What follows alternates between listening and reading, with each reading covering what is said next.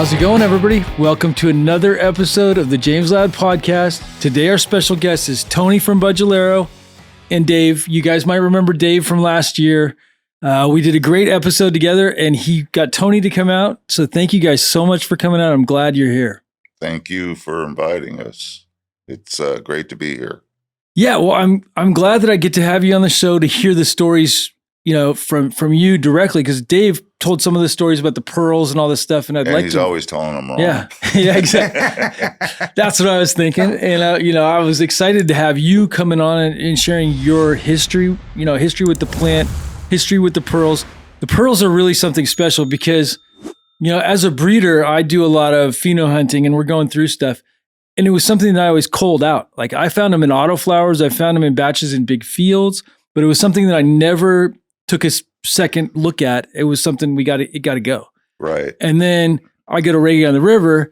Dave is like, has this cigar box of pearls and some sour diesel. I mean, we met over the sour diesel, but he showed me the pearls, and I think it's extremely special. I think it's something the world needs to know more about. I think so too. The whole story of how I found the pearls and how I found what they are worth as far as, you know, for my personal smoke. Yeah. Is a long one. I have a long history with the herb, and really the only way I could tell it is from the start.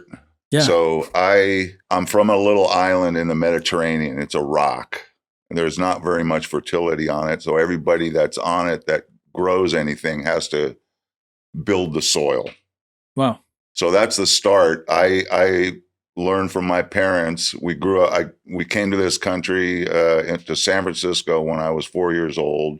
We had a garden in the backyard in San Francisco on Wayland Street, and we grew vegetables. And I thought everybody did that, you know? Right. We raised rabbits, pretty much did it old school, just like in Malta. I went to school in San Francisco at Sacred Heart High School downtown by the Civic Center. And I'd taken a couple of hits in the early 60s. We got here in like the late 50s. 67, I started high school in San Francisco. So it was when everything was happening, and I'd taken a couple of hits but never got high, but I always was interested because I have a love for plants. Right. After that, we moved when I was a sophomore down to San Bruno, and I went to Crestmore High School. Nice. And Crestmore High School is up by Skyline Boulevard. Mm-hmm. And between Crestmore High School and 280, down the hill a little bit, is a strip of land where all the smokers used to go. We called it Shady Grove, like the Quicksilver Messenger Service song. And we'd go there and smoke cigarettes and stuff. And one day I was sitting there eating my lunch on the stoops of this church that was over there. And there was this high school kid, he was a senior, over off to the side, and he was smoking a joint, and I could smell it, and I thought, man, that smells so good. Anyway, he finishes about half of it, and he comes over to me and he goes, "Hey, you want to finish this?" I'm like, "Yeah." So I grabbed the joint from him and I smoked the rest of it, and that was the first time I got really, really high. So I was sitting there, you know, looking down, 280 below me, the airport in front of me, planes taking off. I was sitting there and felt like I was in heaven. Wow. And I was saying to myself, how could this be illegal when booze is legal? Right. I thought in a year or so, it'll be legal because everybody will feel like I am right now, and it'll be cool. Totally. So anyway, that never happened, of course. I was still living at home, but I started growing not long after that when I bought my first ounce Mexican, $8, and it was full of seeds. So I started seeds growing, and I remember getting the first book that I ever read on growing weed because I was trying to figure it out and never could get it to flower. Right. I used to look at buds in the Mexican ounces and go, how do they get it to do this? You know, it was buds instead of just leaf. Mm-hmm. So anyway, after that, I ended up moving to Modesto, where it was warmer because I was living in Daly City at the time at my old lady's house, my mother-in-law's house, actually. And when I got to Modesto, I got in with a group of people that were heads and had lots of connections. One guy had a sailboat that used to go down to Mexico and go to this warehouse somewhere up there, and there'd be farmers in there. He told me about it. There would be farmers in there, and they'd have their sacks of weed in front of them, and he'd just go down the line and say, throw that one in the boat, throw that one, throw these, throw that. And he used to bring back some of the coolest looking buds of Oaxaca, Michoacan, Guerrero. And anyway, we'd sit around and these pounds would come in, and I'd look at them and I'd say, oh, this one's real budular. That's how the name budular came around. I kind of got the nickname for that because I'd call the pounds budular or loose and fluffy. Right. And then after that, I got to taste all different kinds of stuff. But the best was the Thai sticks and the Colombian. I mean, there was good Jamaican, there was good Oaxacan, there was good Guerrero. The Michoacan was blow your mind. Yeah.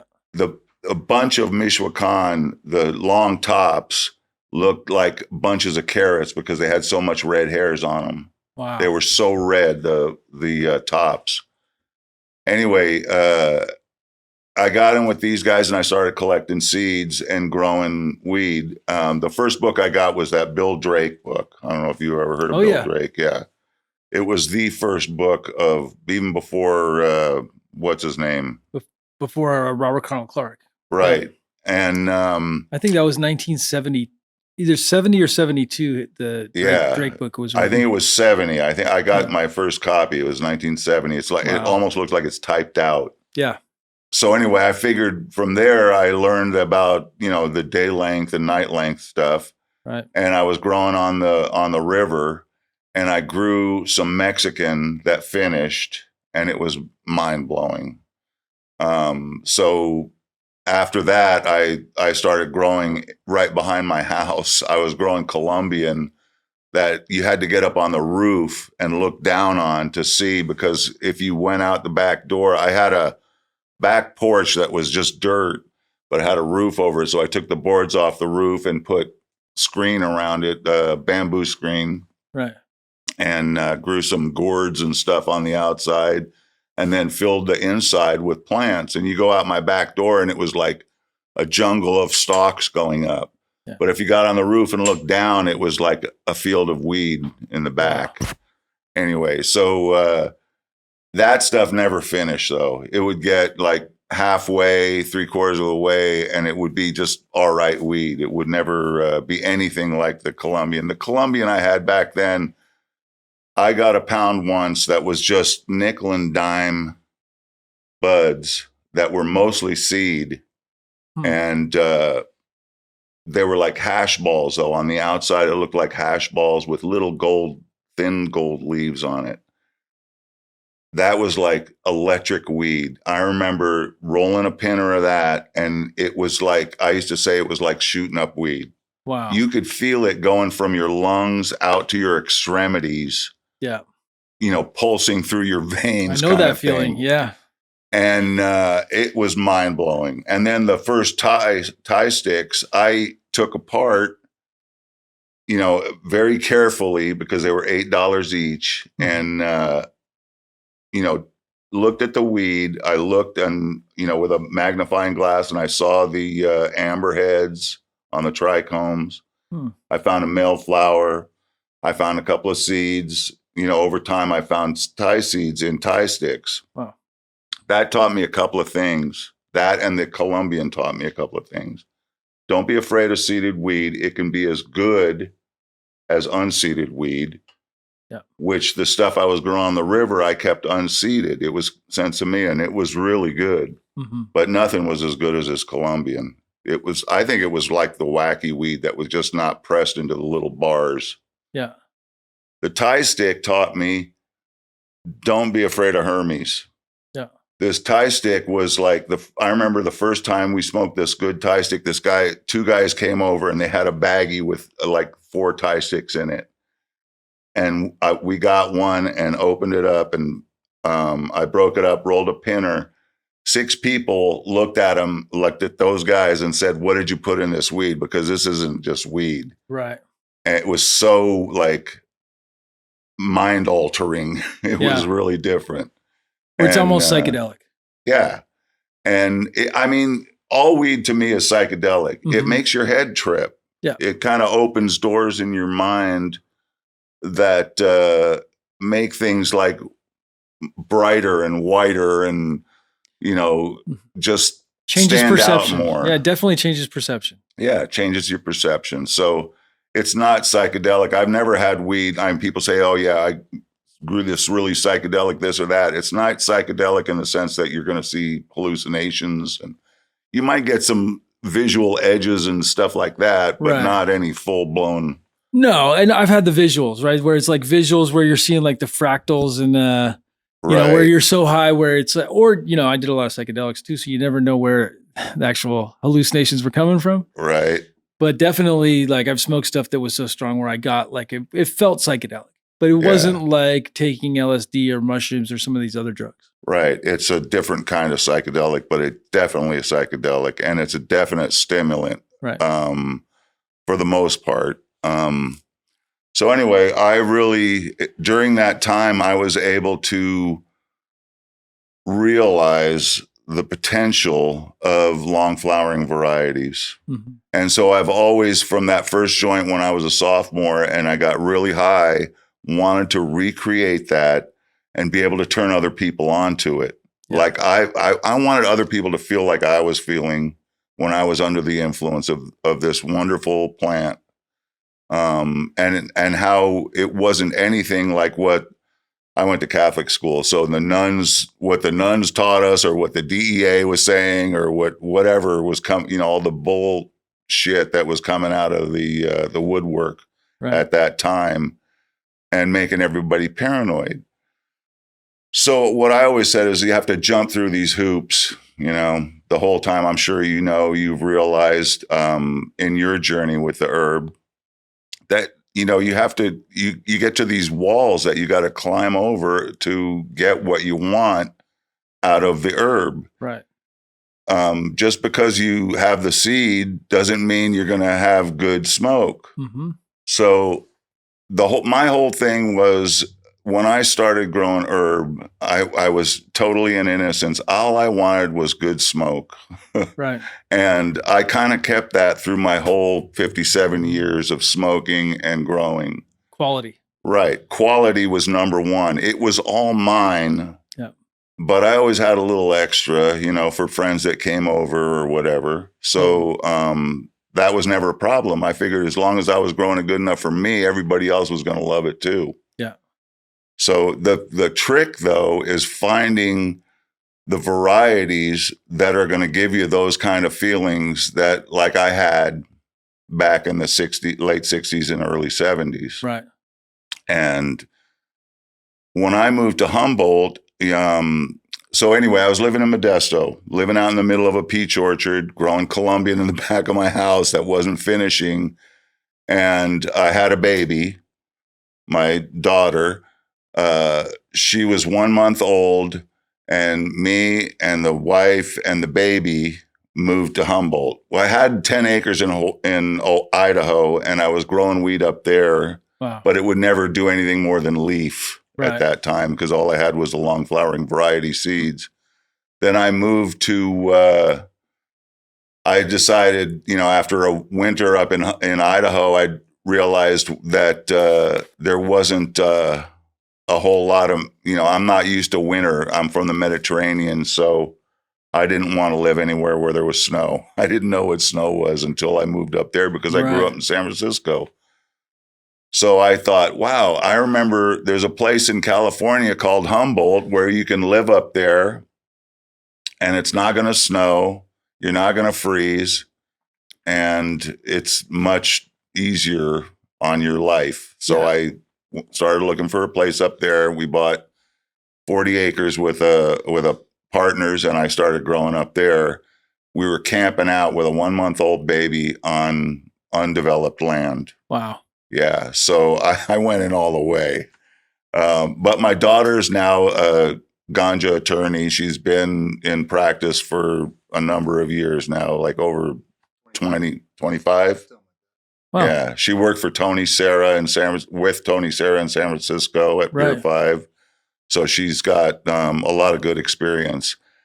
And then my son works with Dave up at the greenhouse. Right. And he's also been a grower for a while. So, it's like things came full circle. And I've gone through all the cuts, all the OGs, all the diesel cuts, all the chem cuts. I was able, because I was online at really early, in the early 2000s. I know Caleb at CSI and Fletcher. Yeah. We used to all get together in Mendo for a cup in the early 2000s and,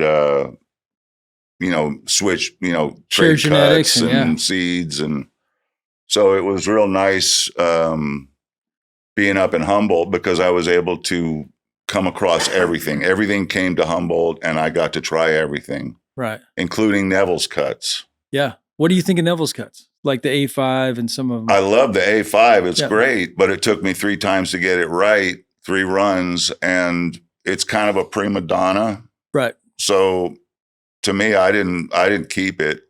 And the same with the C5. C5 I didn't really like too much. It's mostly terpinolene. Yeah. They seem like more commercial production plants than real. I mean, the A5 has a great flavor and a really nice high. Yeah. It's real strong. Has that nose burn to it when it's done right. Right. Yeah. But that's the thing is you got to get it right. Yeah. Anyway, I see more potential in other things. And so I've always kept growing on the side for myself, my stash, these long flowering varieties because I knew their potential. And I knew that eventually people are going to get tired of the 8-week stuff. Oh, so when I was up in Humboldt, the first thing, one of the first things is I moved up there. My first year, all I had was long flowering seeds when I moved to Humboldt in 79, my first year. A neighbor came down and he said, hey, my friend went to Afghanistan and he brought these Kush seeds back. And he goes, here, you got to grow some of these. So I grew them and there were 4-foot plants. They finished beautifully on time. They were killer smoke. I mean, some of the best Kush I've ever grown. Wow. And so I saw from then that these types of plants were going to take over everybody.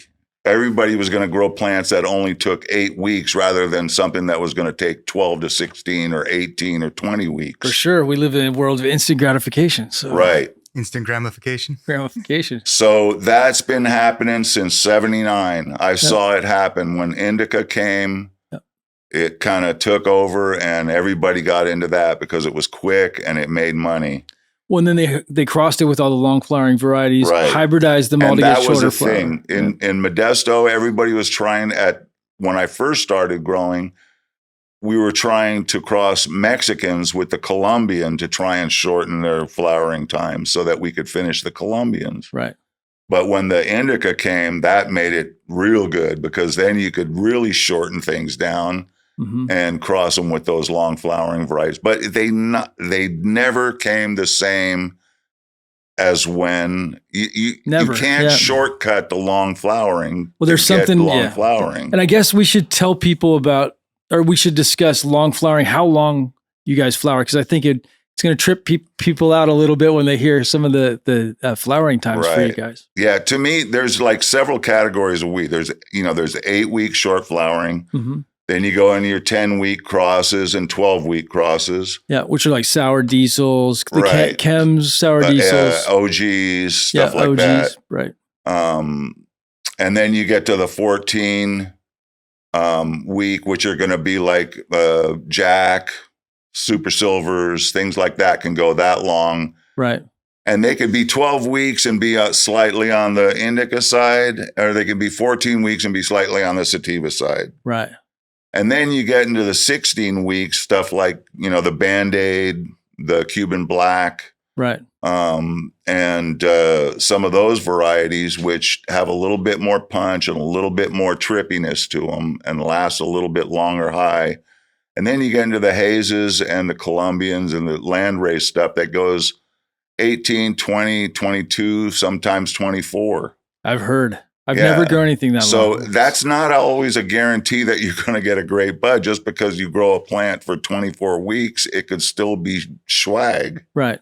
So you got to put in a lot of time and a lot of effort, and you really got to get to know the plants.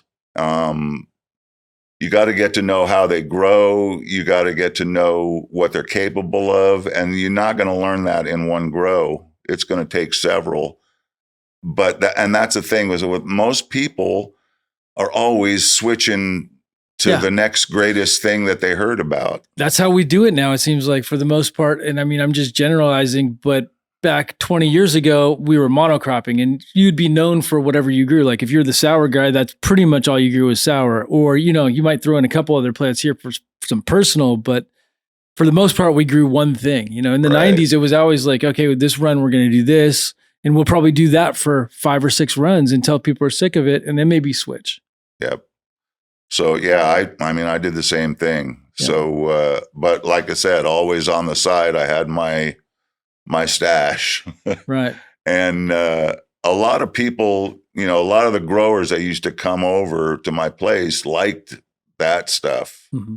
So I had a good thing going where I'd supply them because they didn't want to smoke their own 8-week varieties that they were pushing out the door. Right. So that was always a good thing. And I knew that eventually people would come around to it. But anyway, back to the pearls.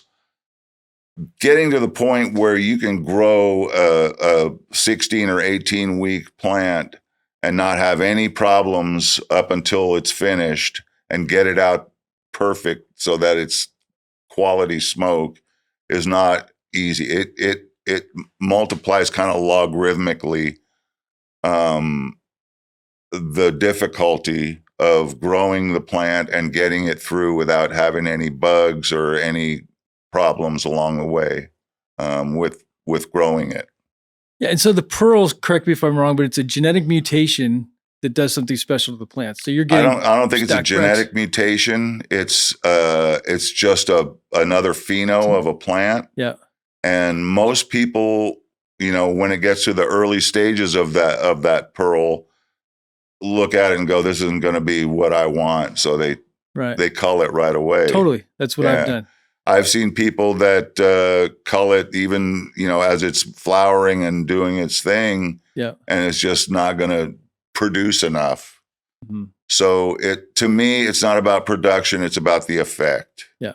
I've always said for as long as I've smoked, it's all good, just different. If you take any line of herb that has been selected properly and bred properly, and you grow it properly, mm-hmm. you're eventually going to find something that's going to be good quality. Right. And that's the hard part is most people just want to always find the latest and the greatest and not stay with something. Right.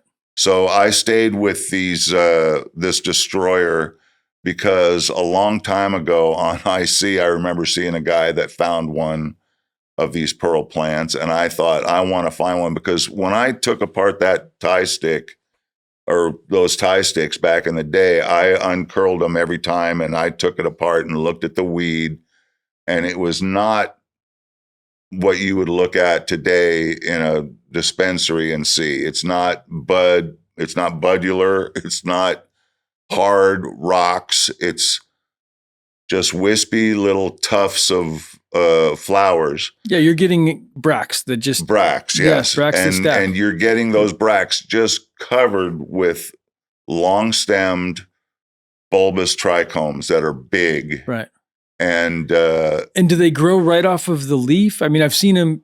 Yeah, they grow on the leaves. They grow on the stems. They grow on the bract itself. Yeah, and they're just. I mean, Dave just posted some pictures on Instagram, and you could see. And I've posted pictures on Instagram of the pearls. You could see the covering of trichomes on those pearls. So And then two, the quality of the resin, I think, is better than the quality on some of the other shorter flowering varieties. Nice. So a lot of people, and two, just because it's a pearl doesn't mean it's going to be great. I've gotten pearls on other types of plants and other varieties that were just okay. I mean, it's just like any other plant. You can have okay pearls and you can have holy shit pearls. Yeah. So it's a matter of getting to know it and then growing it properly and finishing it properly so that it, can do what it needs to do. Mm-hmm. And then having the right genetics from the get-go. And those destroyer pearls, I've been able to reproduce them, and I've gotten a wide range of flavors and flowering times. I've gotten 12 weeks to 20 week. Wow. Yeah, pearls. So there's a lot of variation within the pearl pheno itself. And I've seen on Instagram where, people have posted pictures of indica pearls. Huh. So it's... Yeah, and I've had auto pearls that are... Yeah, it's a common, or not a common, it's an uncommon pheno. Yeah, it's a trait that arises somehow. So my whole thing with herb over the years is what I've learned, the conclusion that I've come to for myself. Yeah. And I don't know if it's right, and I don't expect anybody else to believe it, but to me, it's all the same plant. There's no sativa, indica, there's no, Afghanica and all that stuff. It's all the same herb. It adapts to latitudes. Yeah. So in the far northern latitudes, it has a different flowering time than in the short or in the equatorial latitude. Mm-hmm. Where the days are going to be more even, 12-12. Right. So you can find real quick how, if your plant has been crossed with a northern latitude by just starting your seeds under 12-12. Yeah. A full-on northern latitude plant is going to come up, 4 inches tall and go to flower. And a equatorial plant, like something from Thailand, is going to keep vegging under 12-12 until it gets to where it's happy enough to go into flower. Right. So those are the ones that take the longest. Yeah. And then it's just a matter of finding the more potent ones. And it's not all about THC. There's more to it than just the THC. The THC is the initial push that you feel. And on, like Neville said, on the A5, there's a dark side. Well, it has that dark side because it has a high amount of THC on that initial push. Mm-hmm. That gives you that kind of like, holy shit kind of feeling when you first get high on it. Right. And then it kind of lets you down quick so that it's like more like an indica finish mm-hmm. on it.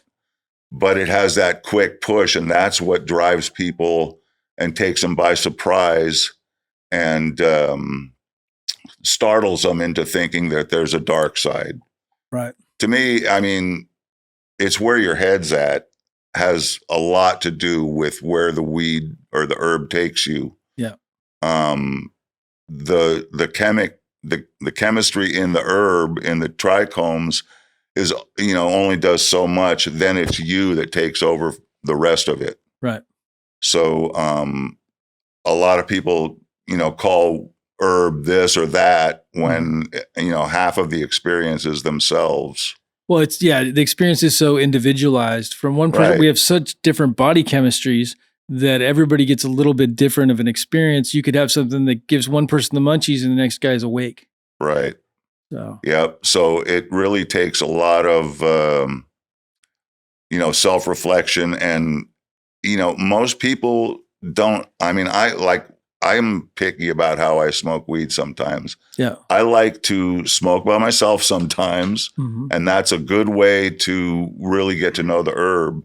Yeah. Instead of rolling a big fat joint, I'll roll 2 pinners. if it's good weed like the pearls or something like that, that's all you need is a pinner. Like tie sticks, you never rolled a fat joint of a tie stick. You rolled pinners. Yeah. And you smoked every single bit of it. I always carry a roach clip, and I always have one at home when I'm smoking. I smoke it all the way to the bottom. Yeah. I have all the way like that. Yeah, there's nothing left. Yeah. I have a tray that I roll in. I roll 2 pinners. I'll smoke one and sip it. That's what I like, is sipping weed. Nice. Weed that's good enough to smoke only a pinner, get way off on, and enjoy it while you're smoking it. It has to burn perfectly. It has to sit perfectly. Right. The second one I'll light up, take a hit off of, or 2 maybe, and just let it go out and keep as a pacifier in my mouth and just enjoy the flavor for a while. Nice. Because you get high enough that it lasts for quite a while. Yeah. And sometimes I'll smoke both of them, depending how I'm feeling. I love enjoying the flavor and the burnability and the smokeability of the herb, as well as the high. Yeah. Do you believe that the longer flowering varieties, the longer it flowers, the longer the high is? I've heard that from a lot of people. In some cases, but but not always. No high is the same too. Right. It's like you can smoke a really good herb that you think is, get you high for X amount of time. Mm-hmm. And then the next time it won't get you as high, and you'll want to smoke a joint, before that time's up. Right. So it's like, I never go by that. I just smoke.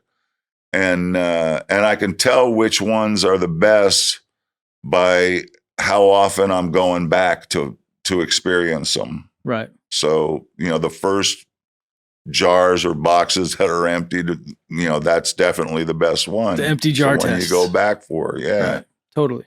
So, yeah, that's what I've learned. And I feel like I've had to jump through all these hoops and go through all these motions, like while they were happening, I was saying, why is this happening to me?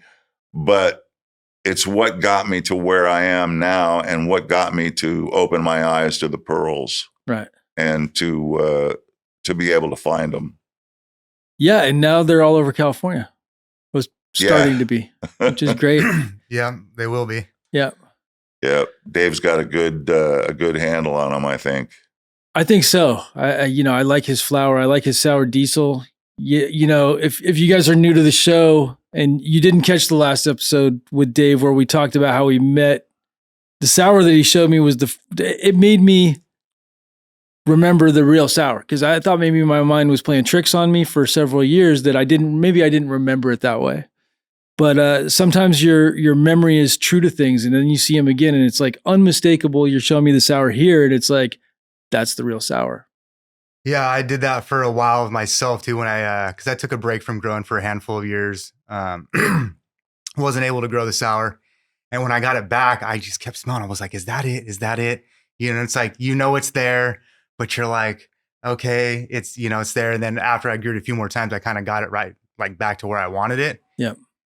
And I still do the same thing just because, I think I was listening to one of your podcasts and someone was just like, if you say something about sour, you're going to have like everybody's coming at you saying, it's not the real one, or it didn't taste like sour, this and that. So I guess I'm like hypersensitive to that now because it is out in the market under a brand. Yeah. And I feel like, what I showed you is a very true representation of that smell that we have all been kind of chasing. And well, it's a finicky plant. So from batch to batch, as I've seen with the batches that you shared with me, that each one is a little bit different, right? And so sometimes with longer flowering varieties, you're going to have less consistency too, I think, because there's more things that can go on in that plant's life.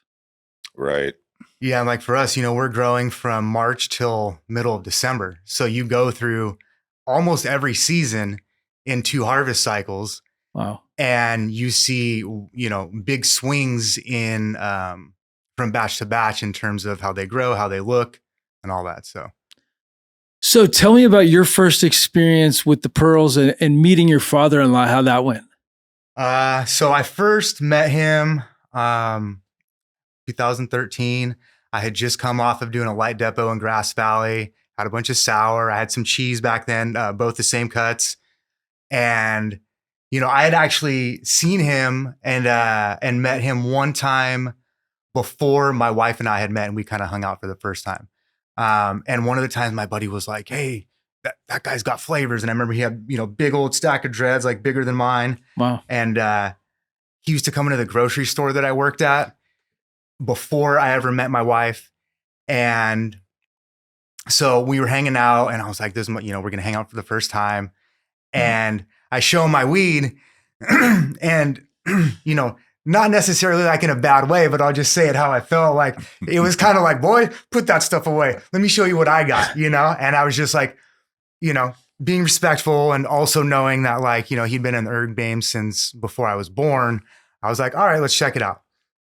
And so, you know, we smoked some, and I was like, wow, this is cool.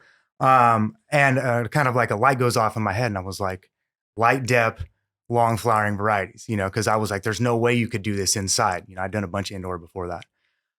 So fast forward, you know, 13 years, whatever.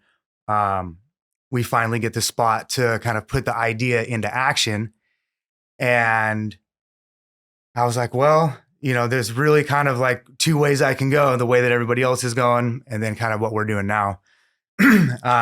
And this was, I think, right before we got our spot.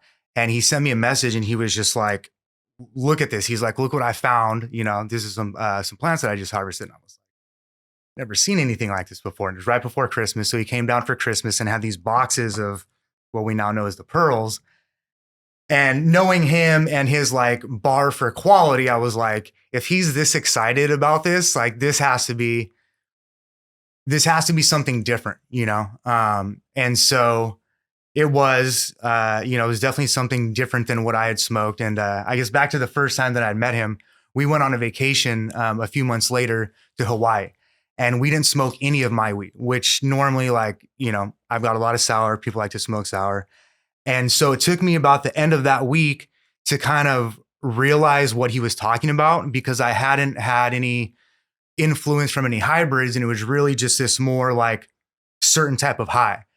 And I was like, oh, okay. Like, you know, this weed, I remember it almost looked pearly back then. And I was just like, wait, like, this is not the weed that makes you feel like this, you know? But that now I've come to the conclusion that, like, it doesn't really matter what it looks like, you know, because it can look really glossy and shiny, but not get you as high as something that maybe is a little less glossy and shiny, because we're all different. Yeah. Right. And so I kind of had to take this indica detox, as I like to call it. And once I started to experience it more and more, we'd go up to his house in Humboldt, we'd stay there. And, you know, I've been smoking sour for a long time. A lot of the stuff that I have, I've been smoking for a long time. So it was nice to go to his place and smoke things that were like really different, and kind of just see the good, bad, and the ugly, right? Because like you said, not every one is going to come out good. And so I just started seeing like, okay, wow, this is really good. And I could start to notice the difference in the type of high and effect I was getting from something like the sour, which I had always thought was like, oh, this is a sativa. And then I started to wonder, well, why do I get sleepy in the middle of the day if I smoke a bunch of sour? After I started to smoke the long flowering varieties, there was no naps. It was all clear-headed highs. Yeah. You know, my focus increased. My memory has actually increased. And so I just was like, okay, I've gotten this experience enough time now to really be able to understand what the highs are about, identify them, because the pearls is not an OG Kush, like, boom, you're high, really high for 30 minutes. It can have like a slower onset and then just take you to a place that just makes you feel really good. And feeling really good is totally different than being super stoned and like intoxicated. No, it lifts you up really gently. I mean, we just smoked some right now, and I feel like I'm clear-headed. It lifts you up to a point where, you know, it's almost like everything's in alignment. So just to clarify, what we smoked were African haze, original haze, pearl type. Wow. It was about, a week and a half ago. I was going through the greenhouse, and I like peeled these two plants apart, and I was like, oh shit, what is this? And like, this stuff has even bigger gaps in between the calyxes than the destroyer pearls do. Wow. And I smelled it. It had that really nice African haze smell. Mm-hmm. with a little bit added to it. And I was telling him about it, dried it, brought it home. And he was just like, dude, he was like, that stuff is amazing. And so it was crazy to find another pearl type plant that had a similar effect that he really liked. And then I found 2 other ones that were a little more like clustered together. Like he likes to call them like these little tufts. Yeah. Which I was even finding the other day when I was harvesting some pearls. And so it's cool now to be able to have, something that's different in terms of genetics, but still these like pearl type, and they just happen to kind of like land on me all this year. So yeah. Buds come in a wide spectrum, from pearls to hard bubba. Yeah. Rocks. Yeah. Rock hard. Right. And then there's chain linked ones that, are like pearls, but closer together. There's little tufted ones and little the ones bunches that almost look weaved together. Yeah. Right. It's like there's so many, it takes on so many different shapes. And with the nested bracts like Skittles or Bubba, where it's real nested in. Yeah. And then you got like the open structure, like sour. And then even. I grew some Congo A5T. Yeah. That was, it looked like wheat, wheat strands going up with the wheat kernels in it. It looked exactly like that. Wow. Just different color, purpley and brown instead. Well, everything that we have here in the US pretty much fits into this category and looks the same, right? And then you start branching off into Asia, or you can get up into some of the countries, even South America, they still have some stuff that looks a little bit different. Right. So the Africa, more land race. Yeah, the land race stuff. The more it's away from money, the more it has variability, it seems like, yeah. And that's the way it used to be back in the day, is like when the pounds came in, they weren't all perfectly round nugs and trimmed and all that stuff. It was in the rough, and I kind of like it that way more myself. But it wasn't as cleaned up, and it was in the rough, and it had that natural beauty to it. Right. And then too, the cure from coming all that long way from wherever, Thailand, Colombia, Mexico, Jamaica, Panama, it all 6 months, a year sometimes. Right. And some of it would be fresher sometimes, and some of it would be like really old and stale. Right. So it was like trying to figure it all out before it was, commercial in the United States, figuring the age of the wheat. How do they get it like this? Is it because of the cure? Is it because of the way they grew it? There was a lot of questions back then. How do they do this? I told you the first time I looked at an ounce of Mexican with tops in it, I was like, how do they get it to do this? You know, because all I was getting was leaves. Well, and I think there's this big disconnect for the people now. The people a lot of times just assume this is what it is. They don't understand that people had to go all around the world, collect seeds, and do this hybridization that occurred over the last 50 years. Right. And it was a different flower, more than what people know, especially in California for the most part. There's pockets of people, especially up in the hills, people understand it a little bit more. But for the most part, people think, oh, well, this is what it is, and this is what it looks like, and it does one thing and it gets you high, and it's really a diverse plant. Yeah, and I think, it's been really cool for me to be able to come to that conclusion in person. Right? Because he's always been telling me, like, you got to grow it. Like, until you grow it, you're not going to understand it.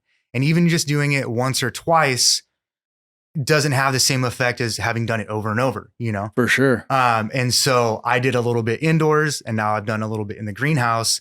And through those kind of trials, I've come to understand more what it's like to see that variance and kind of how it affects you, like just visually, because you're looking at something that is not normal, but it's actually totally normal. It's just not what is widely shown. Right. Because like the weed that we see on Instagram is not what the majority of weed of people throughout the world smoke, maybe because they're getting stuff from another part of the world that by the time it got to them, it's not as pretty as it used to be or whatever, but maybe they're getting that effect out of it. Right.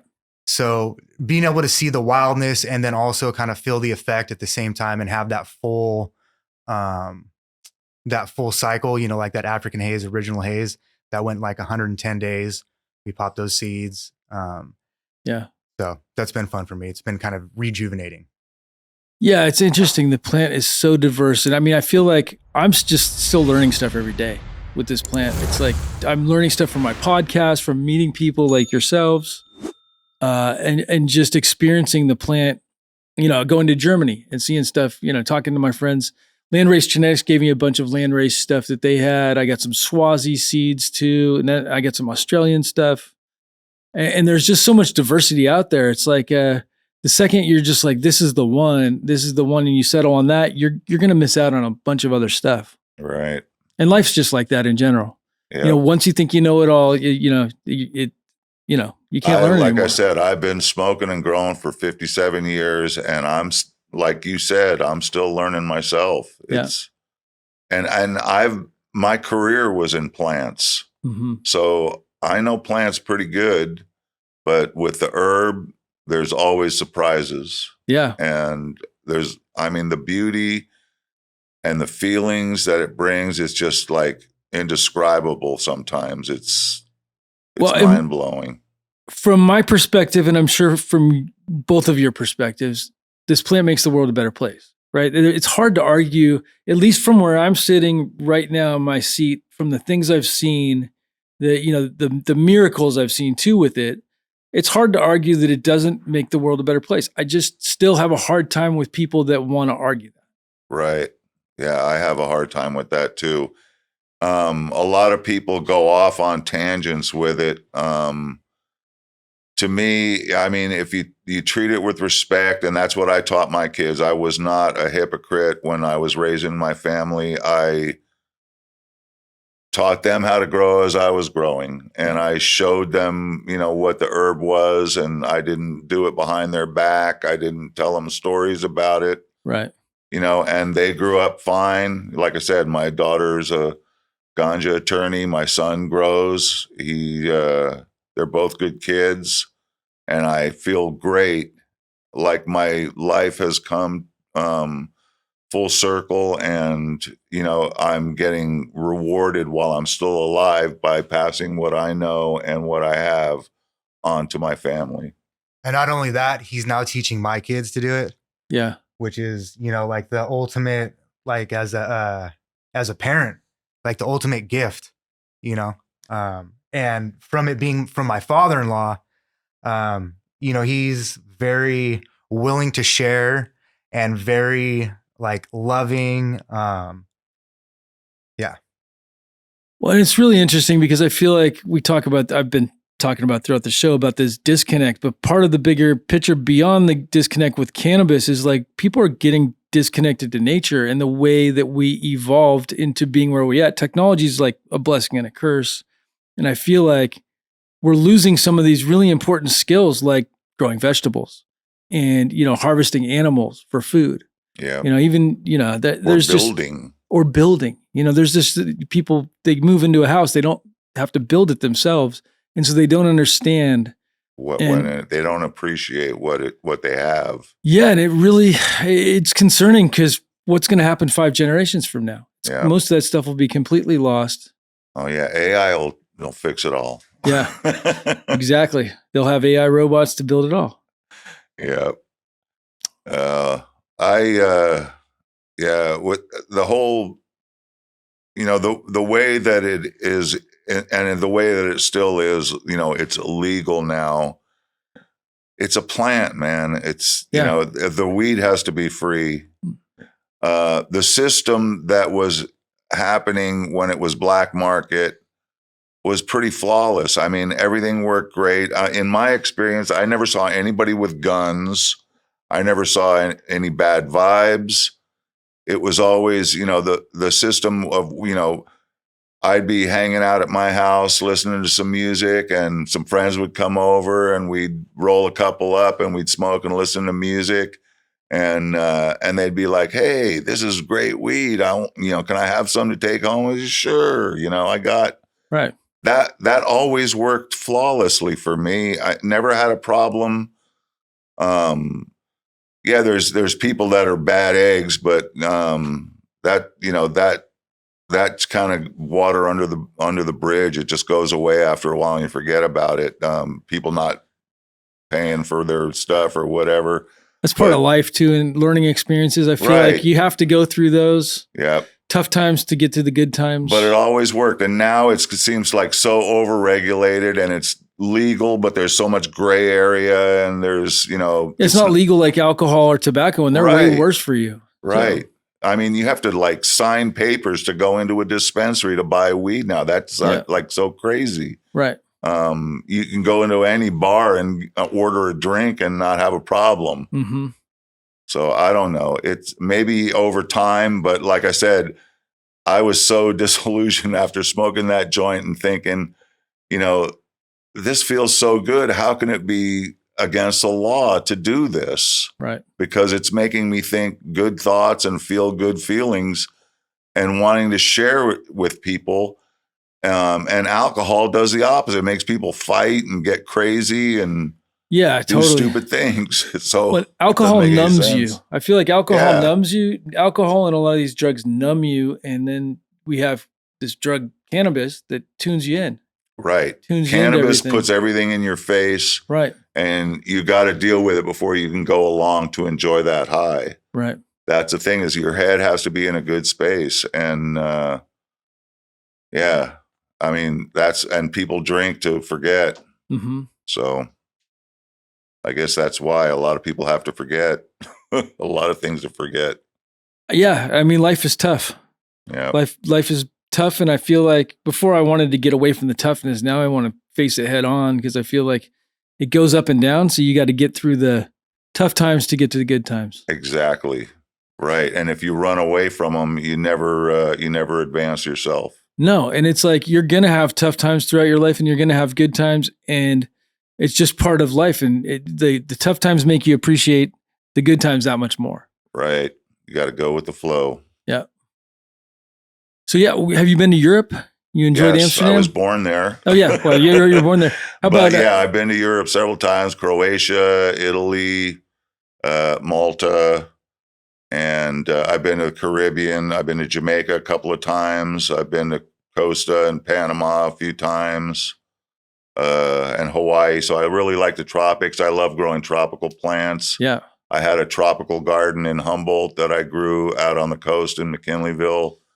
I like collecting palms and rhododendrons and stuff like that. So yeah, it was perfect climate up there. And now I'm living in Mendo with my grandkids and enjoying every single day, feeling like I'm in heaven, because I had to go through a certain amount of cloistering, is what I call it. I became a monk for several years in Humboldt, closed myself on my property. So I had my garden of tropical plants that I would go out to for relief.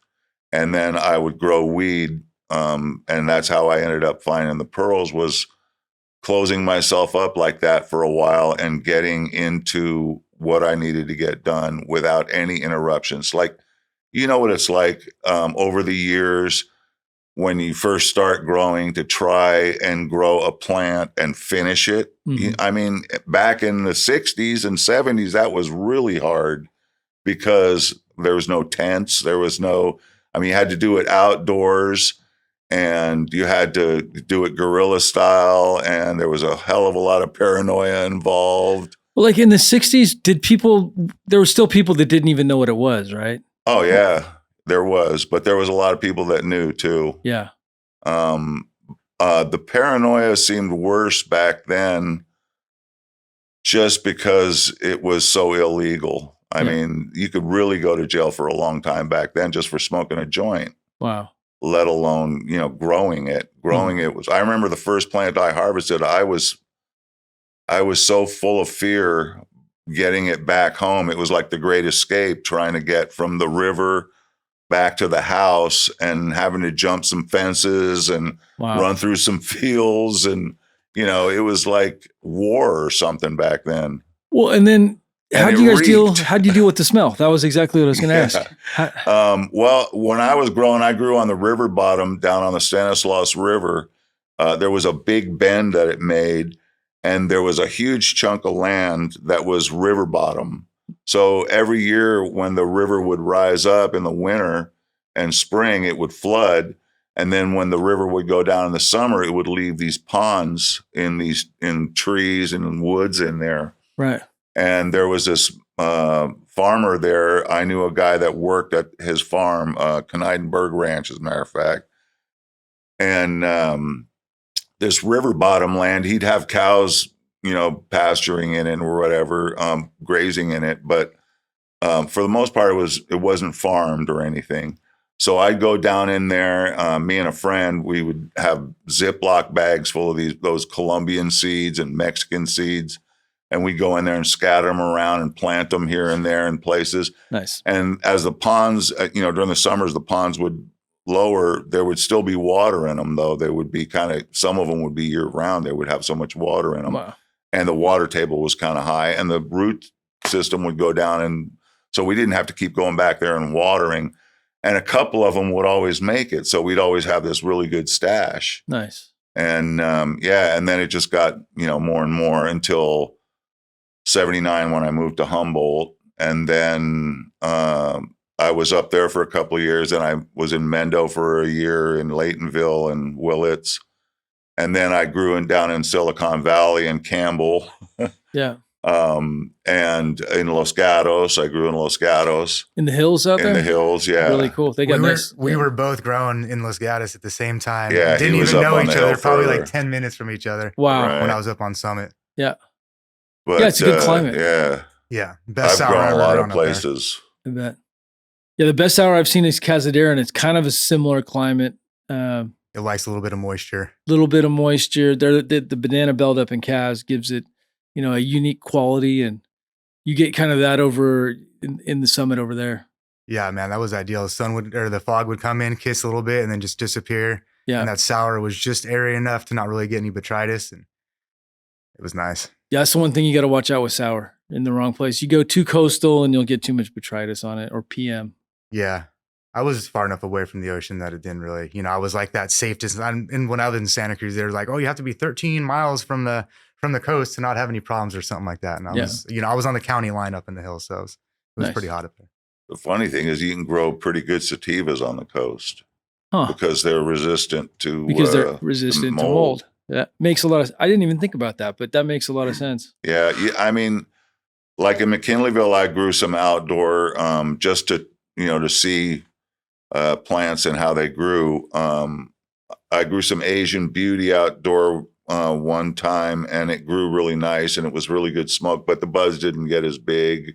Right. You know, you get variations depending on the temperatures and things like that. Like one year when I told you about that Colombian I had in Modesto, that was really good. I tried growing some in Daly City, right on on the edge of the cliff there. Yeah. And my mother-in-law lived on Palisades Drive. And I tried growing in the backyard there.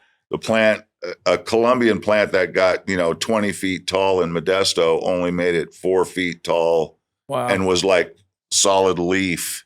So much overcast in Daly too. City Yeah. from the cold. And it never went to flower. It's cold all summer long there. Yeah. So it never went to flower all summer. And then it didn't get cold enough to freeze in the winter. Yeah. So it lived through the winter and never went to flower. Wow. That's how oppressive the weather was in Daly City. Yeah. San Francisco weather can be rough. Yeah. Especially at Daly City. Well, and this year it's been rough in the Bay Area for guys trying to get heat. It's the coolest year, like where I'm at. It says 1982, I believe. Wow. I think it's since the 60s actually in the East Bay, but like a general Bay Area, it's, we've had this cold pocket where been cold. We didn't really get a summer. There's no heat wave. There's been low pressure blobs just coming down from the Gulf of Alaska, and right along the coast. Yeah. And all that cold water is upwelling, like you'd see it on the sea surface temperature maps. Right. It's all blue on the coast. Huh. It's been the coolest summer I've seen in a long time. I mean, it was last year in July, it was 110 for like the whole month. Yeah. This year it was like kind of cool on 4th of July, definitely the coolest 4th of July, but it has been really nice for getting work done. And, you know, it's nice when it's not 120 in the greenhouse. That's right. Nobody likes it when it's like that. So and it makes me worry that August and September are just going to be crazy hot. Yeah. So yeah, where do you see the pearls going in the future? I gave them to my kids when I found them. I'm just looking for them as a source of smoke. I think a lot of other people will like them as their smoke. Yeah. When I was growing it indoors, it was 1 or 2 hit, and you felt it. Mm-hmm. And it gives you a kind of at least the first 2 phenos, the 1 and the 2, a floaty, real nice, satisfied euphoria that draws me to music every time.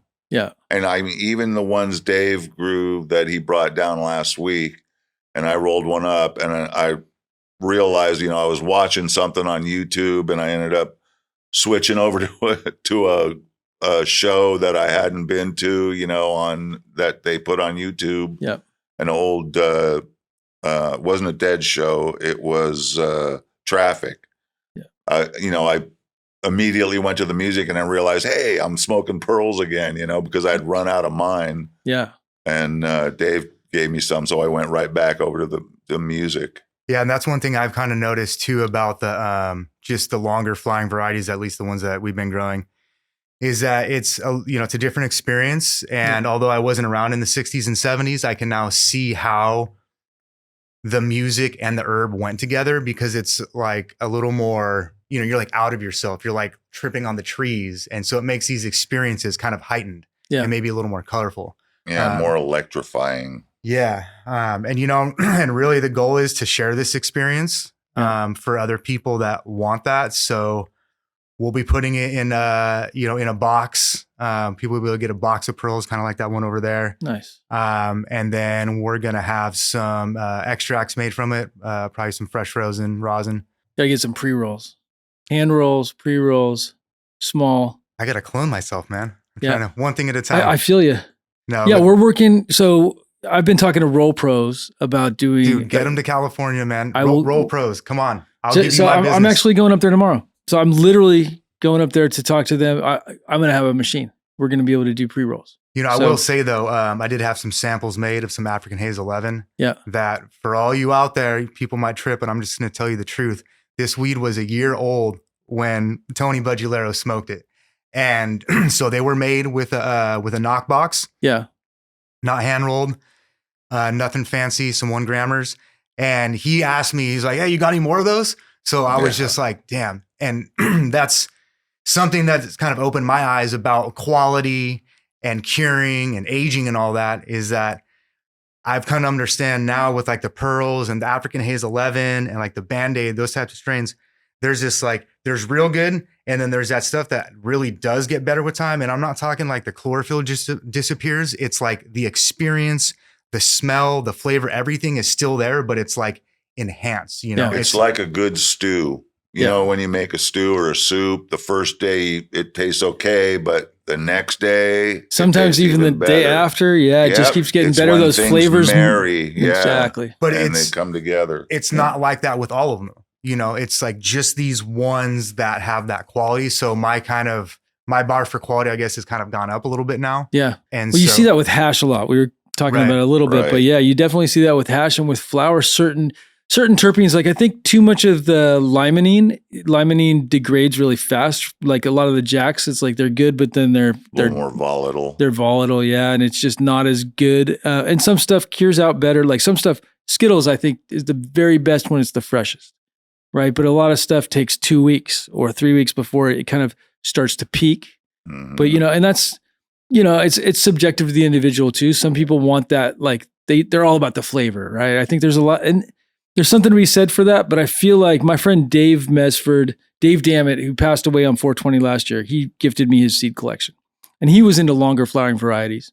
And I'm going to gift you guys some of the seeds from that collection, but there's something to be said for breeding for effect that we've kind of lost that we need to go back to, right? I think that narrative needs to get out more that how does it make you feel? I think first, how does it make you feel? Because we have these flavors and it's all great, but at the end of the day, we're smoking this stuff for the way it makes us feel. Yeah. And I just kind of realized recently too, like the people that shop in dispensaries are different than the people that are, I guess I kind of broke it down to two classes. It's like the people that were weed nerds and weed heads back in the day that have now gotten industry jobs and either they have enough to smoke. They have friends that have enough to smoke. They get free weed from other people. And then there's the people that have to buy it at dispensaries. And those people are getting different things. And the people that are going into dispensaries might not have as like an educated palate. And so they just get what they get.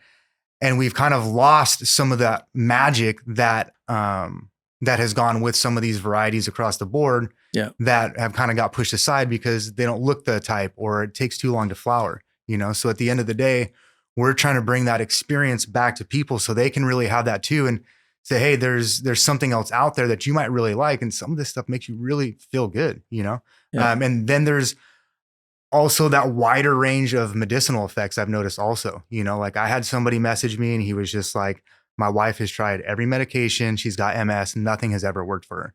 And the Band-Aid haze is the only thing that's worked for her, And so like the pearls, they're very, it's a very creative type of high. Yeah. And so my wife's cousin's husband is an engineer from MIT. And he's like, as soon as I smoked that with my friends, it made us want to start solving the problems that we were having at work. And I've had times where, I'm an expert court witness. So I've been working on this valuation and it's this long string of math that goes like hours, right? Yeah. I have to map out multiple years of certain things that just hurt my brain. And I hit a wall and I smoke the pearls and then I just go right through that problem until the end of it. Boom, it's done. And I'm not saying, that there's, certain types of herb don't do that. But when you get something that's uplifting and creative and you can smoke at 12 o'clock at night and not go to sleep. I mean, I tried that when I was midnight. I smoked the pearls, boom, 2 a.m, I'm done with my problem. Yeah. But I wasn't going to sleep. There was no way the pearls were going to let me go to sleep, So bringing these varied effects, these medicinal effects and trying to bring back some of that. Cause I've also realized that, that's what drew people to herb. People that weren't herb people went to the herb because of that. And we need to get back to that because it's such a powerful medicine. Right. And I think that's the origin of all this was the effect of it, right? Because it wasn't about how it tasted, it was how it made you feel in the beginning. Most of it didn't taste. I mean, we have flavors now that taste like candies, all these things. It wasn't really like that. Right. Nobody was asking for flavors back in the day. It was to get high. Yeah. Back then people weren't like, oh, it's not Budularo. I don't want that. Or it's not big hard rock, frosty nugs. I don't want to buy it. It was like, weed's been selling forever, Yeah. Totally. And most people today have no idea what a long flowering variety is like. Well, yeah. And people are so fixated on bag appeal. I was blessed to try cat piss when I was younger and fall in love with that. That's what changed my life, right? Because it was the ugliest weed ever. We'd pay $60 for an eighth. It was shreds in a bag. It might as well have been pearls, right? But it was these shreds in a bag and we paid $60, but it tasted crazy all the way down to the roach. It tasted like skunky, fuely, it was like this. It had heft. It was thick. Yeah. And the effect was just, and it was strong. And the more you smoked, the higher you got. There was no ceiling to it. Right. So yeah, and so I fell in love with that, and so I wasn't really concerned with the way it looked, even to this day. Like I don't, when we're doing the pheno hunting, it's always first the smell and then the effect. Yep. And it's hard to go through 500 plants and smoke them all and try to get a real effect. I mean, it's not realistic. Some of them you don't find out until 6 months later. Right. Like those haze varieties. I think Dave rolled up one of the African haze. Yeah. Original haze. Yeah.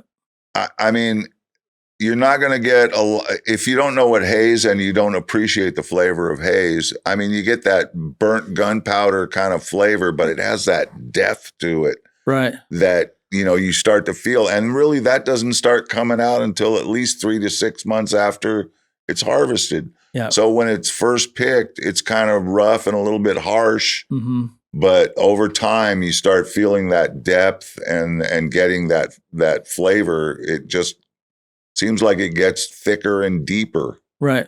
And you experience it more later than you do when it's first harvested. Wow. So it depends on the herb. Like OG, yeah, you're going to get hit in the face with a lot of flavor right as soon as you harvest that and it's dry enough to smoke. Yeah, pine cones. You get pine cones and earth and citrus, right? And, if it's done right. 3 to 6 months later, you don't even want to smoke the OG anymore because it doesn't taste good anymore. Right. But a haze or something like that is just starting to taste good. So for me, breeding and growing and experiencing cat piss originally, and then I tried A5, and this was several years, more than 10 years after I tried A5 for the first time, and I had that ammonia. And then I see these traits reoccurring. Are you seeing a lot of the stuff that you saw in the 60s and 70s reoccurring in the genetics today?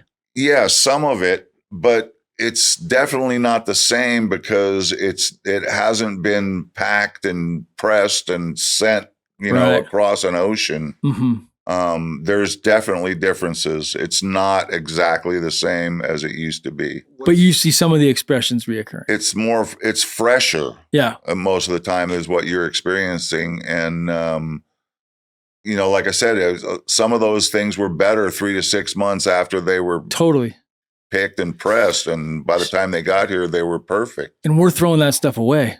People are throwing that stuff away or whatever. Right. Well, if it's an 8-week variety, I've grown a lot of 8-week varieties that I kept, a stash of for longer than 3 to 6 months. And I'm like, this doesn't taste any good anymore. Or right. It rehumidified or something and it just doesn't roll as good or smoke as good. Or it just makes you tired. Just all CBN, converts to CBN. Yeah, the volatile terpenes evaporate. And the ones that are left are the ones that make you tired and want to go to sleep, the myrcene or whatever. Yeah. What was that Romulan one that we were smelling the other night? Is that the Copper Canyon? Yeah, Copper Canyon Destroyer. So I had a Romulan that I think was probably from the 3rd floor back in the day. It's the first plant I ever grew. And it had a I'm sure you know the Romulan has a very distinct smell. Mm-hmm. And I smelled it one time at Terp Nami. Someone gave Isaac, my brother-in-law, a bud, and I was like, dude, that's the Romulan smell. I told everybody, I was like, everybody be quiet. I ended up going outside for 5 minutes and just like crushing the bud in my face because it's one of the most uncommon terps I've ever smelled. Yeah. And the other night in the little R&D spot, I went in there and smelled nugs and it was boom, Romulan. Yeah. And I messaged a couple of them. I went in, I was like, hey, this smells like the Romulan that I had in 2001. Maybe even, 2001. I messaged 2 of my homies that are like intimate with it. And I was like, yo, I got that Romulan terp in this plant. So that's one of the examples that I've seen of something, and I don't know like how old those genetics are, but I'm sure they're, kind of predate the Romulan. For sure. That trait probably predates the Romulan, just like lamb's bread. Like I see lamb's bread popping up here and there where I'm like, oh, lamb's bread. So that was one instance that I saw where I was like, oh shit, this is like the Romulan. Basically. And it's dense. It looks like it. It smells like it. We're finally getting that age where we've experienced it enough to where it's like, oh, in the 90s, I remember this, or I remember that from 30 years ago, where it's like popping up again. And a lot of times people are like, oh, I got this new thing. And it's like, well, kind of new thing, but we're going to get that a lot. Around. Yeah, been around. Yeah, it's got to be new because otherwise it's not going to sell, Right. Everybody's chasing that, like what they think everybody else wants. And from what I found, it's actually the opposite. Totally. People want a lot of stuff, Well, the problem now is people want stuff, and then 3 months later they want something new, and they don't understand that like some of these things take a long time to develop, and and there's nothing wrong with wanting the new, latest, and greatest all the time. But I believe that we're going to settle on a bunch of staples where it's like, I like this for this specific reason. It's going to stick around a lot longer. We have some of this like OG Kush, that's going to be around forever. Right. Skittles, that's going to be around forever. Within the new stuff. But then we're going to go back to finding stuff that has this, like, I think White Thorn Rose is a good example of something that has a specific effect that affects most people very similar, where White Thorn Rose is going to be around a long time because of the way it makes you feel. Yeah, I had somebody recently tell me similar thing about the African Haze 11, where they had talked to a few other people. None of them knew each other. They ended up like meeting each other at events, and they all had the same experience with African Haze, which, is like a sign, I think, of like, you can say it's the consistency, like to the effect. I smoked your cheese that you gave me with several people, and we all got the same effect. It opened the lungs up. One of those ones that expands your lungs. Sometimes they tighten the lungs up. Sometimes it opens it up. Sometimes it doesn't do anything for your breathing. But this was one of those ones where it kind of opens your chest up. Interesting. So yeah. Yeah, it's nice when everybody kind of has that like, that common like theme with it. When it's not typically like that, it seems like for the most part, like we all get different effects from the same, smoke. Yeah. Good stuff. Well, yeah. So what else did you guys bring today? Oh man. So we got the Band-Aid Haze, original haze. Nice. That's from some seeds that I popped at the beginning of this year. There's some bubblegum original haze. There is some Big Sur holy weed. There's some sour in there. Yeah.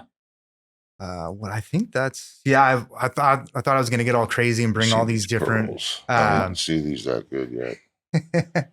He's got to inspect them. Yeah. Yeah, they're the pearls, all right. Yeah. They have that smell.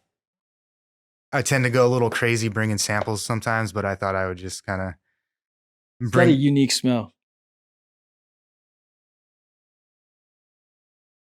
Yeah, and it's got a unique flavor too. It's definitely like a very particular. Which one's that? The A? That's gonna be the A mixed in with the 1 and 2. Yeah, I had like 5 different pearls in the greenhouse. So some of them are what I call box quality, which were the ones that have the trichomes are like more stacked together and closer together. Yeah.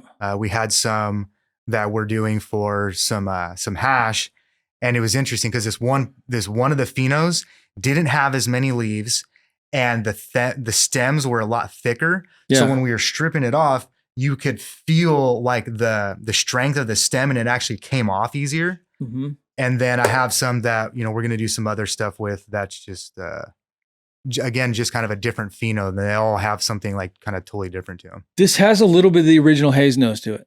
You got a little hint of that, but it's very subtle. It's very soft. It's that not metal like shop. Yeah, it's not nose burning as much, but it's definitely there, and it's nice. Yeah. It transfers into the flavor too. Maybe not right away because they're still fresh, but after it cures a while, you start getting that depth of flavor that comes through. Right. Nice. Yeah. I love that original haze flavor. It has for the most part, most of the hazes that I've grown have, like, I don't know if you've ever done any hunting or shooting, Mm-hmm. but that burnt gunpowder metal smell. Oh yeah. Like when you open a double barrel and you crack it and the shells pop out and that smoke comes up. Yep. I used to shoot black That powder. smell, yeah. So that's that haze smell, that metal shop gunpowder smell. Yeah. I was a metal shop too. Yeah. Wood shop and metal. That's why I don't get those smells, because I didn't do metal shop and I haven't shot a lot of guns. But yeah, I definitely get it now. Like I can get metal. that original haze smell is like very distinct. Right. Yeah. It's super distinct. It's one of those Which is ones. interesting because a lot of times, some crosses can dominate one way or the other. Right. And the original haze seems like it definitely has like a big influence on everything else. Mm-hmm. But one thing I've noticed about the African haze, original haze, is the African haze smell dominates over the original haze smell. Wow. But the structure is maybe a little more on the original haze side. But the African haze is a really strong, like dominant strain because it came out in that pearl type. Yeah. We've got a Budularo one that bears the same That smell. one's real strong. So there's like 4 different phenos that all in structure and bud type look different, but all smell and have the same flavor as the African haze. Yeah. Which has been cool because I love the African haze. Nice. Yeah. Yeah, that woody flavor. And yours is like a 12 to 14 week African haze, or is it It's even a longer? 14. Wow. This year they went 16. Wow. What's funny with some of these hazes, like Super Silver, there's a 8-week Super Silver that we have, and then there's like a Swazi cut that's like 12 to 14. Yeah, And- if you start seeds under 12-hour lights, Yeah. you'll see where those super silvers lean, whether they lean towards the indica side or the sativa side. I've never heard that before. That's a great tip. Yeah, it's, there's a lot of, growing long flowering varieties, you're going to get, if you're growing a true long flowering variety, say like a Thai or a Laotian or Cambodian Right. or Colombian, you start those under 12-12, they'll keep growing like they're vegging for, a couple of months. Yeah. And then they'll just start flowering after like 8-9 weeks. And by then they're already almost 5 feet, 6 feet tall. Yeah. And so like if you're breeding with some of these varieties, I've learned that you have to try to get them to trigger faster, you have to drop the amount of light they're getting. Right. So I do 11, 13. Yeah. To quicken them up a little. We do even like only 8 hours of light for a Wow. while, and then also feed it more PK. So you're getting, you're not getting the nitrogen. You just cut that out, it off. and then that triggers it into flower faster. Sometimes even dropping the temps makes a difference, or I've heard giving it more of a temperature swing. Like more like 20 degrees of a temperature swing will help trigger it. Yeah.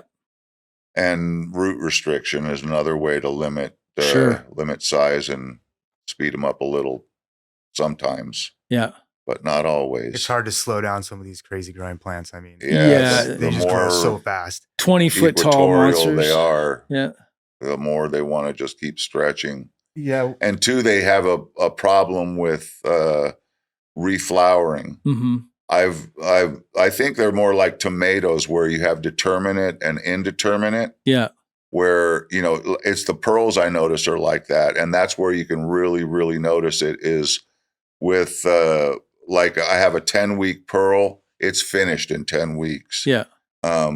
It doesn't keep trying to keep putting out more pearls. Yeah. The indeterminate, like the A, will just keep stringing out longer and longer and longer. As long as it keeps getting a little bit of nitrogen and nutrients, it'll just keep trying to flower. Yeah, the ones in the greenhouse right now, they look like they go 20 easy. Wow. But they'll just keep going. Like he said, if they have a little bit of what they need, they seem like they want to just keep going and going and going. And then some were done at 12 weeks. Yeah. So it's, it's pretty cool because I think that's what made me realize potentially where the effect, that complex high, like with the African Haze 11, the ripening of the trichomes, the stages that they're at when you harvest. A lot of times, like with the pearls, the indeterminate ones, you'll have trichomes that are totally amber. You'll have ones that are milky, and you'll have ones that are like brand new and totally clear. Wow. And those three stages is what gives it that kind of diverse, that complex effect that sativas generally give. But in a shorter flowering plant, that process happens much quicker. Right. And so you end up with a more consistent, like maybe more like all milky or like, maybe a mix of two, but you don't get this like 3 different stages that continually happens from like 8-9 weeks until 16, 17 weeks. And it just does it so many times that I think that's where the magic lies in these long flowering varieties. And I've seen people trying to put out like, shorter flowering Band-Aid, shorter flowering hazes. Yeah. And I've had a couple of conversations where it's like, science says one thing, but those trichomes are really like, you can have the terps in there, but the maturity of the trichomes only comes in those longer stage plants, basically. Right. So that's been my experience, it's limited. So with breeding for pearls, what percentage of the populations are you seeing that get that trait? Very, very little if you're using regular photo males. I think his was 1 out of 10. Fletcher from Archives says it's like a 1 out of 10 because I had another buddy that was talking to Fletcher about the pearls. And then, I had 20 different African Haze, original Haze. Yeah. And there was one that was like super pearly. And there were 2 that were semi. But I popped a lot of seeds. He's popped a lot of seeds. Like we both have never seen that happen that much at once. And even on the bubblegum original Haze, I had some really pearly, thready type plants on that also, to the point where if I showed you, you'd be like, well, are these pearls? Like what's, so I don't know what happened this run, but feel like I got blessed by the pearl goddess somehow, Wow. And to find, it's like once you find them, you know what to look for, and then you can recognize them before they go pearly. Totally. Yeah. Really cool. And I'm just stoked that I found a couple that, he's like as jazzed about as the pearls. as like this African haze, original haze. I think they, for connoisseurs, they could be a separate category of plants because if you're not afraid of Hermes, which I've gone against conventional wisdom ever since I started growing because of those tie sticks that I found seeds and male flowers in. Right. So I've never shunned away from Hermes. If you'll notice, a lot of the good cuts that are around were found in bags. Bag seed. Yep. So that's a slight Hermy. If it's a slight Hermy, it's not going to be a problem. It's not. If it's a full blown Hermy, then that's something else. Right. But a slight Hermy, like the pearls, every once in a while they throw a male flower or two, and they make a few seeds. I think almost every plant. Pearls. Oh yeah. Oh wow. Those, if you self them, they're pearls. Huh.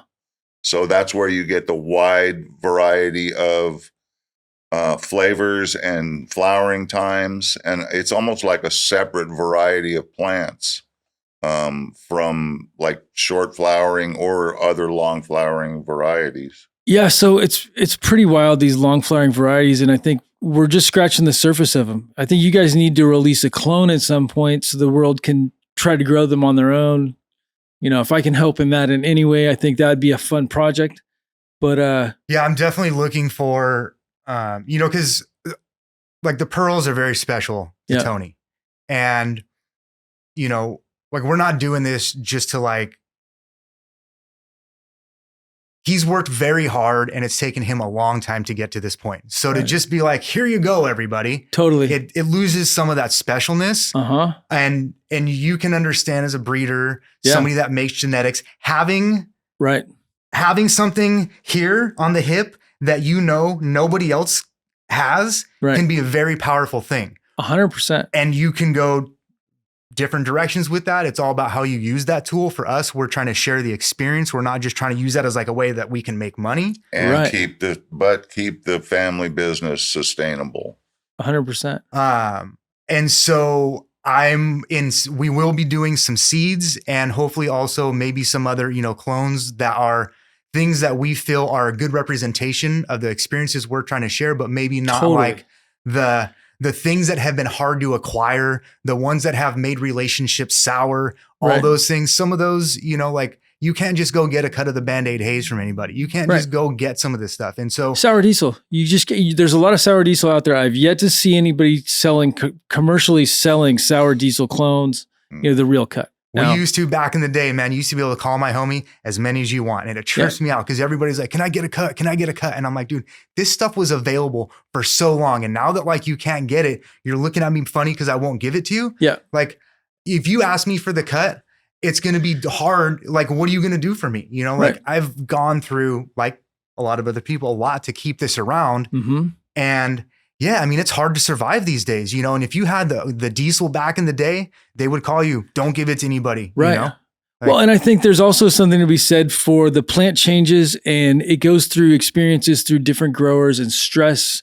And so even though it may be the same genetically, it doesn't express like yours does, or it doesn't express like the real sour that I remember does. I think a lot of that is going on for sure. Yeah, and I was listening to your podcast with Skunk VA, and the connection, like if you're trying to get the wrong things out of the plant, it's going to give you the wrong things back. Intention matters. Matters. 100%. And for me, like, I didn't know anybody that grew weed when I started growing, like I literally didn't know anybody. Yeah. And so to do it just to have head smoke because I couldn't afford to buy herb, right. Then it was like, okay, it's got to be really good. And then you start to just, when you don't waver from that, the good things come back to you. Here we are today, like if I had tried to like just focus on one thing solely, it's only going to give you one thing back. And if all you want is money, that's all you're going to get back. And these days the herb ain't worth a lot in some instances. Yeah. And so you're not going to get a lot of money. So now what do you got? You got nothing. You're in it for nothing. because none of this worked out. Whereas opposed to the guys like us three and a lot of the people that you have on here, they're still in it because they actually love the herb and they appreciate it, not because they're just looking at it one thing, $, you know, and that's the herb's internal mechanism to basically cut you out of the flow and say, no, this is a sacred plant. And if you try to treat me a certain way, I'm going to give you something back that you're not going to be able to work with. And you folks over here that are doing it for the right reason, I'm going to give you in maybe not the ways that you always need at the times that you need them, but bountiful and plentiful blessings for your life. Right. Yeah. I couldn't agree more. So if you had one piece of advice for your younger self, what would that be? Don't live anywhere but California if you want to grow weed. That's actually great advice. You know, I feel like we have the perfect climate for drying and curing and cultivation. And, you know, Oregon's good too. Don't get me wrong. There's some good, you know, Oregon is great, but I love California. You know, I keep coming back. California has the latitudes. Yep. Over Oregon. I've grown in Humboldt. I've grown in Mendo. I've grown in the Bay Area, all over. And, you can grow really good weed because of our Mediterranean climate. Yeah. Yeah, it's great. So I want to thank you for coming on the show. It's been a pleasure to hear the stories. And you know, I love your flower. I love your the pearls and the stuff. The contributions you've made to our industry. You know, I think people like Dave and myself, we're on the shoulders of the giants that came before us. And as I am. As you are. And I mean, I think this has gone on for a lot longer than most people can even comprehend. I feel like seeds have spread around the earth, you know, for thousands of years, for sure. And so we're just pushing this plant along. But, you know, you're still here. And it's people like yourself that have made it possible for people like us to be able to move forward, you know, in a semi-legal situation. So thank you so much. And if people are looking to find out more about you, where can they go? Instagram, Budularo Humboldt. You can see a lot of the plants and the buds that I've grown. Get a hold of Dave. He has his email address out there for seeds and drops. And and I've always been willing to share what I know. So if, you know, people have questions, they can shoot me a question and I'll give my best answer. Yeah. Yeah. We finally got an email account. It's budularo@gmail.com. Nice. That's where I'm trying to field all the requests for seeds because it's hard to keep track of things in Instagram and messages. So, and do you have a list of dispensaries on your website or that we you don't shoot have a out? website yet. Yeah. I usually, you know, I just ask people where they shop, tell them, you know, bug your stores. Right. But yeah, if you want to know where we're at, you know, I definitely have a list. I can tell people. I don't know if now is the right place, but I definitely has a good list of places. Awesome. I have a handle on Icy Mag. Yeah. Randy, California. Nice. Classic. So anybody could IM me on as Randy, California. Nice. Well, thank you guys so much. I look forward to doing this again. It's been a great time, and I'm looking forward to smoking all this flower. It's great. Yeah. Thank you so much. All right. Thank you to our sponsors. Thank you guys very much for your support. Thank you guys for watching. Please like and subscribe down below.